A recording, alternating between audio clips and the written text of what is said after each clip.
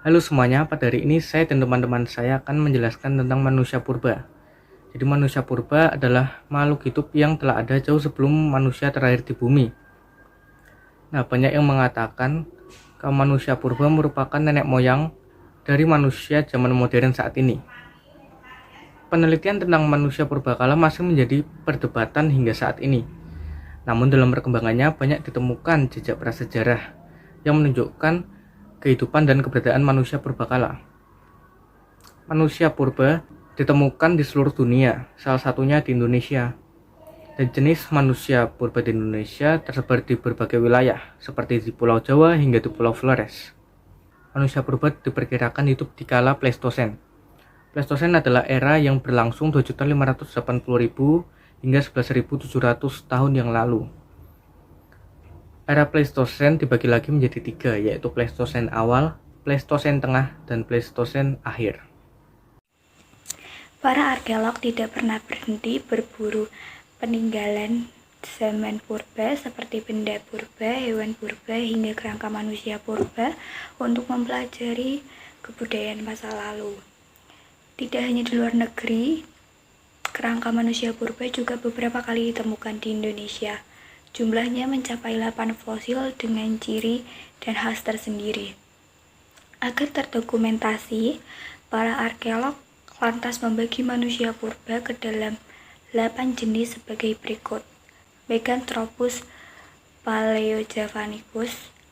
Manusia purba ini dianggap manusia besar tertua di Jawa, diambil dari kata mega yang berarti besar, sedangkan anthropus yang berarti manusia, paleo yang artinya tua, dan javanicus yang artinya Jawa.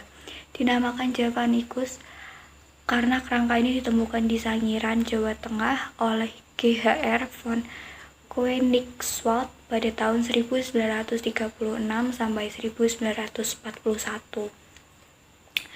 Pithecanthropus mojokertanis. Artinya manusia kera. Mojokerto diambil dari kata pikos yang artinya kera dan anthropus yang artinya manusia. Karena ditemukan di Mojokerto, Jawa Timur, jadilah dinamakan Mojokertonis. Berbeda dengan Meganthropus yang lebih tinggi dan mencapai lebih dari 2 meter, maka Mojokertonis kisaran 165 sampai 180 meter.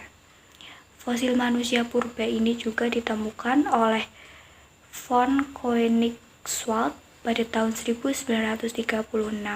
Menurut para ahli, fosil Pithecanthropus mojokertonis ini dipercaya sebagai manusia tertua pada zamannya. Pithecanthropus soloensis pertama kali ditemukan oleh von Koenigswald pada tahun 1931 di daerah Ngandong, Jawa Tengah. Pithecanthropus soloensis adalah manusia kera berbadan tegak yang berasal dari Solo. Homo wajakensis. Kata homo berarti manusia, sehingga manusia purba tidak disebut sebagai kera melainkan manusia. Homo wajakensis artinya manusia dari Wajak, karena fosil ini ditemukan di desa Wajak, Jawa Timur oleh Van Richthofen pada tahun 1889. Fakta uniknya, Homo wajakensis merupakan fosil pertama yang ditemukan di daerah Asia. Homo floresiensis. Ada juga Homo kedua, yaitu Homo floresiensis yang artinya manusia dari Flores. Ini karena fosilnya ditemukan di daerah Flores, Nusa Tenggara oleh Peter Brown pada tahun 2002. Penemuan fosil ini sempat menjadi bahan perbincangan para ahli, karena diduga Homo floresiensis ini nenek moyang pribumi Indonesia. Fakta uniknya, karena tinggi Homo floresiensis ini hanya sekitar 1 meter, para ahli memanggilnya sebagai manusia hukum. Homo solensis. Homo solensis artinya manusia dari Solo. Fosil ini juga ditemukan oleh von Koenigswald dan rekan-rekannya pada tahun 1931 di Sangiran, Jawa Tengah. Sebagai catatan, meskipun serupa dengan fosil Pithecanthropus soloensis karena sama-sama ditemukan di Solo, namun lokasi penemuan fosil dan cirinya jelas berbeda. Homo sapien. Homo sapien sering diartikan sebagai manusia cerdas atau bijaksana.